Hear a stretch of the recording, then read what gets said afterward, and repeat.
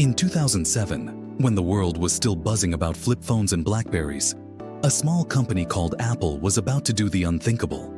A device that would change not just the way we communicate, but the entire way we live. It was sleek, revolutionary, and like nothing the world had ever seen before. But here's the kicker. It almost never happened. The iPhone nearly didn't exist. Before the iPhone, we were stuck with the same outdated devices. Phones that were, well, just phones. But Apple's plan: to create a pocket-sized computer that could do it all.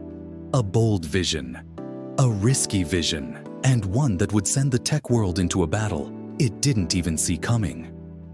In the 90s, Apple introduced the Newton, a PDA that was ahead of its time, but it was a colossal failure.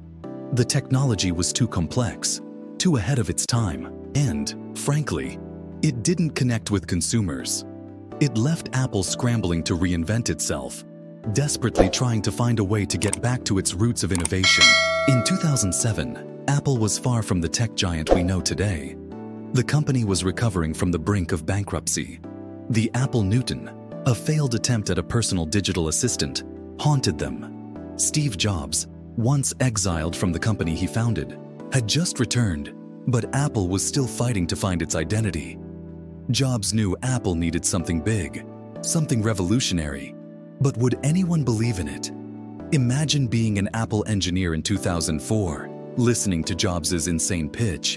A touchscreen phone, no keyboard, no buttons, just a glass slab. It sounded crazy, almost impossible. In those days, the world had its smartphone kingpins. Employees weren't sure if Steve's idea to build a touchscreen phone was even feasible. Skepticism was everywhere. Nokia was everywhere, dominating the mobile market with its sleek designs and superb battery life. BlackBerry was the businessman's choice, offering email on the go. Microsoft's Windows Mobile OS was widely used, powering many of the smartphones at the time. Apple wasn't even a player in the game. But Steve Jobs knew something that the world didn't. The future of mobile wasn't about keyboards. The future was about touchscreens. Simple, intuitive, and revolutionary. And while most of the tech world was laughing at the idea of an all-touch phone, Jobs was determined to prove them wrong. Apple, in 2000, was just a struggling company barely keeping its head above water. The tech world had written them off as a relic of the past. Yet Steve Jobs, ever the visionary, saw the potential in tech that no one else could. But the odds were against him. The Newton's failure still loomed large, and every analyst in the world was betting on a BlackBerry-style device to dominate the future. With nothing but his conviction, Jobs was pushing forward, betting that people didn't just want a better phone. They needed a different phone. But could Apple actually pull it off? Could a company on the brink of collapse truly reinvent the future of communication? Steve Jobs wasn't just thinking about making a better phone.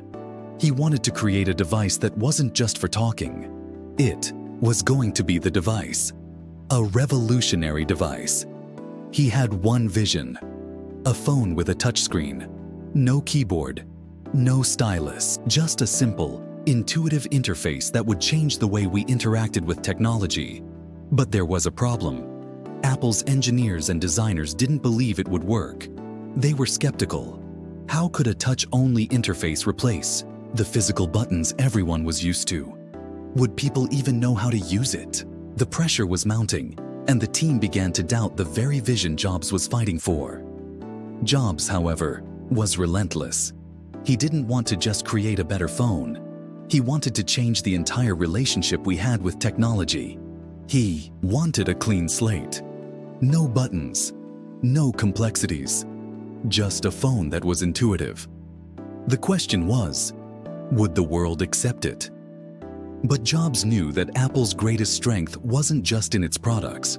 It was in its ability to rethink the user experience. Where Nokia and BlackBerry focused on hardware, Apple focused on simplicity, user-friendliness, and design. And while competitors were getting comfortable with their dominance, Jobs was focused on something else. creating a device that people would love to use, not just need to use. In 2004, Steve Jobs made a decision that would change the course of history. He assembled a team of engineers, designers, and developers to begin working on a secret project, codenamed Project Purple. The mission was clear: build the next generation phone. The phone that would combine an iPod, a phone, and an internet communicator, all in one device. Despite the internal doubt and fierce competition, Apple pushed forward. The company faced setbacks.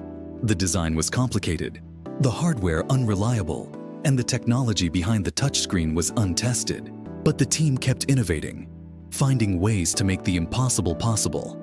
And in January of 2007, Apple unveiled the device that would change everything.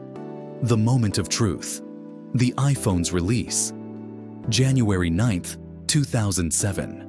The world was about to meet the device that would change everything. Steve Jobs stepped on stage, holding a sleek black rectangle.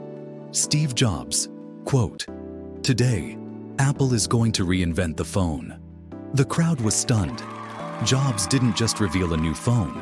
He revealed a vision for the future of personal technology. With one sleek device, he demonstrated how a revolutionary user interface could transform the way we communicate, work, and entertain ourselves. Gone were the days of clunky buttons and confusing menus. The iPhone's touchscreen was unlike anything people had seen before. Its sleek design and intuitive user interface left the crowd in awe. For the first time, it felt like the future had arrived. The iPhone was unveiled, and the world was stunned. There were no buttons, no physical keyboard, just a beautiful screen, a single button, and a promise of something entirely new. But the critics, the experts, they weren't convinced. The iPhone was too expensive, they said. It had no physical keyboard. The battery would never last. But Steve Jobs knew something the world didn't. He wasn't just selling a phone. He was selling a revolution. The world had no idea that they were witnessing the dawn of a new era. Fast forward to today, the iPhone didn't just survive. It thrived. It didn't just change Apple. It changed the entire tech industry. From the rise of the App Store to the mobile revolution, the iPhone didn't just redefine the smartphone. It transformed business, social media, gaming, and even how we interact with each other. It made Apple the most valuable company in the world and changed how we live and work. But here's the thing. It wasn't guaranteed. The iPhone almost didn't happen. Apple faced incredible resistance. The price of the iPhone, $490 for the 4GB model and $590 for the 8GB model, was steep. Critics were asking, would people really pay that much for a phone? Especially one with no physical keyboard? Yet, against all odds, Apple's gamble paid off. The iPhone was more than just a product. It was a movement, a tech revolution that reshaped the world. And today, it remains the defining symbol of how one company, one visionary leader, and one risky decision can change everything. So next time you unlock your iPhone, remember, you're holding the product of a battle that almost didn't happen. And that, my friends, is the untold story of how the iPhone changed the world. If you enjoyed this deep dive into the untold story of the iPhone's impact, make sure to like, comment, and subscribe to our channel for more tech storytelling. Hit the bell icon to stay updated on future videos as we continue to explore how innovation reshapes our world.